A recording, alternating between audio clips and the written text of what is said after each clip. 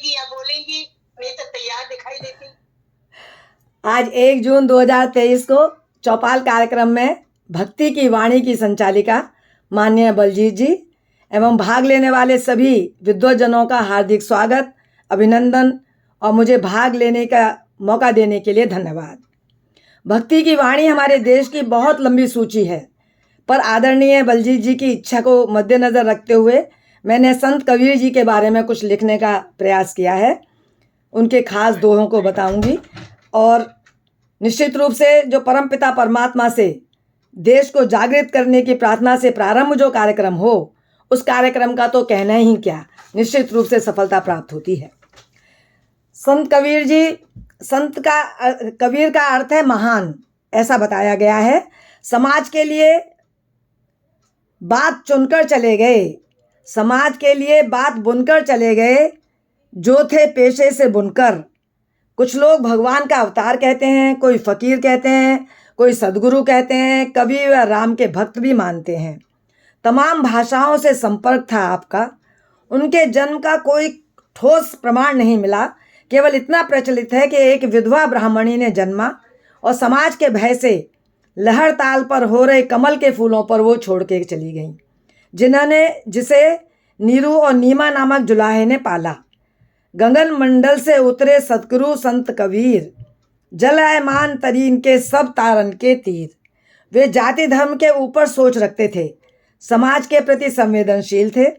ब्राह्मण का बेटा कसाई का काम करे तो ब्राह्मण न कहलाए, अर्थात व्यक्ति को जन्म से नहीं कर्म से उसका आकलन किया जाना चाहिए। मध्यकाल में समाज में बहुत उथल पुथल मची हुई थी। उनका मानना था, जाति पाति पूछे न कोई, हरि को भजे सो हरि का होई। उनका कोई गुरु नहीं था, वे खुद गुरु थे और शिष्य भी थे। कितने आश्चर्य की बात है कि उन्हें अक्षर ज्ञान प्राप्त नहीं था, शायद ज़रूरत भी नहीं पड़ी। 15वीं-16वीं सदी में काशी में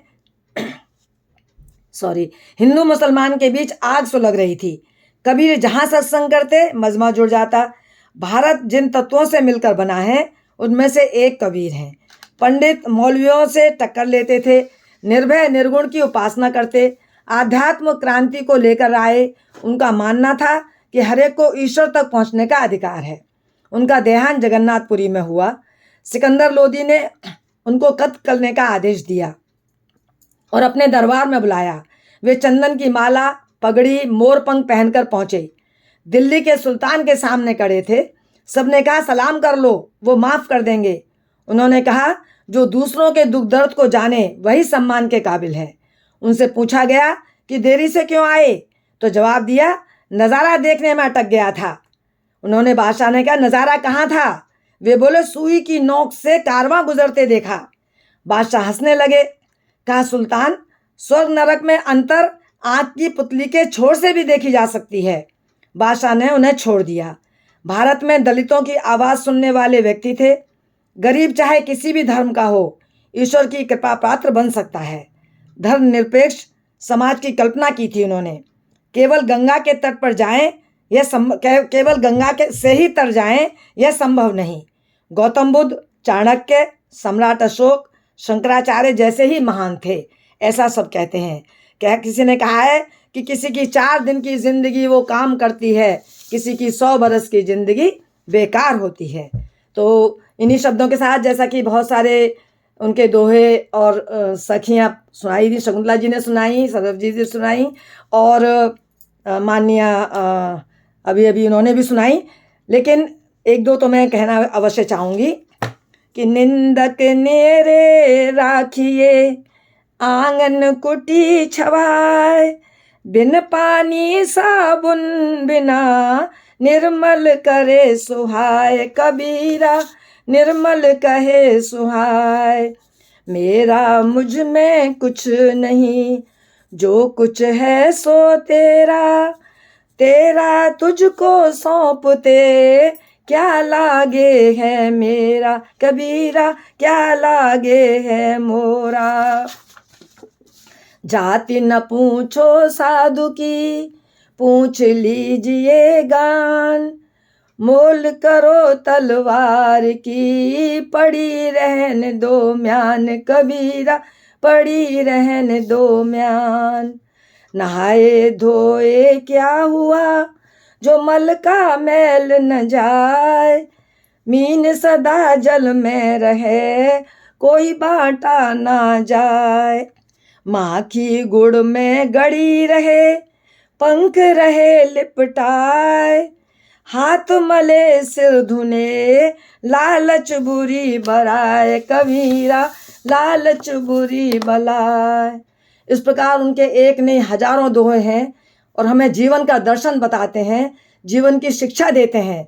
और हम सब आइए आज संकल्प लें कि उनकी जो शिक्षा है उन पर अमल करें।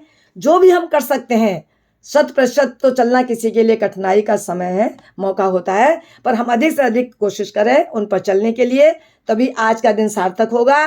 कि जल को बांधा तो जलागार बन गया, जल को बांधा तो जलागार बन गया, मोतियों को बांधा तो सुंदर हार बन गया, व्रतों को बांधा तो आस्था का तार बन गया, और संत कबीर जी की वाणी सुनी तो जीवन श्रृंगार बन गया, तो जीवन श्रृंगार बन गया। धन्यवाद। जय हिंद, जय भारत। सवित्री जी, आप तो क्या धमाकेदार बोलती है, इतना बहुत सुंदर, बहुत ही सुंदर बोला बहुत आपने, सुंदर बहुत ही किया। अच्छा प्रेजेंट किया, मजा आ गया। सावित्री जी मजा आ गया। रियली नाइस, जी। रियली नाइस, वेरी नाइस, बहुत सुंदर, बहुत सुंदर। संत कबीर जी, वेरी नाइस, बहुत सुंदर सावित्री जी। धन्यवाद, धन्यवाद। सावित्री जी, पता नहीं आप किस मिट्टी से बनी हैं। गीता जी आ गई। जिधर देखो उधर सावित्री की ही पुकार। नहीं, ऐसी बात नहीं है जी। अति सुंदर, अति सुंदर। धन्यवाद, धन्यवाद, धन्यवाद। आगे बढ़ते हैं तो आगे है सुभाषिनी जी। आइए सुभाषिनी जी। आपको वार्ता के बाद वार्ता करनी है। वार्ता के बाद वार्ता, हाँ हाँ जरूर जरूर, कोई बात नहीं, आप करिए। आज वार्ता का ही दिन है, आज सुभाषिनी का ही दिन है। और उसके बाद देवा जी, पता चला वार्ता के बाद वार्ता, वार्ता के बाद नहीं, वार्ता। नहीं, जयबा जी तो भी है नहीं यहाँ पर। ओके। आपने सावित्री जी को बीच में घुसेड़ दिया, उनका नाम नहीं है यहाँ पर। आई नो, उनको असल में भूल गई, मेरी गलती है, उन्होंने नाम तो बहुत देर का दिया हुआ था। चलिए कोई बात नहीं। तो आज हम सब यहाँ भक्ति की बात करने के लिए आए हैं। तो हम सब भक्त सूरदास और मीराबाई के जो आराध्य भगवान श्री कृष्ण है, उनके ऊपर हम कुछ चर्चा करने की आपसे आज्ञा चाहते हैं। जरूर। आपने कभी सोचा है कि वे जेल में ही क्यों जन्मे? उनके जन्म लेते ही जन्म देने वाली माता की तथा कैद करने वालों की कपाटों की जंजीरें कट गई। वो आए ही थे जंजीरें काटने, तरह तरह की जंजीरें। थोड़ा बड़े हुए तो लज्जा की जंजीर काट दी। सब मुक्त कंठ से बोलने लगे, कन्हैया हम तुझसे बहुत प्रेम करते हैं। कच्चे ओहो, ये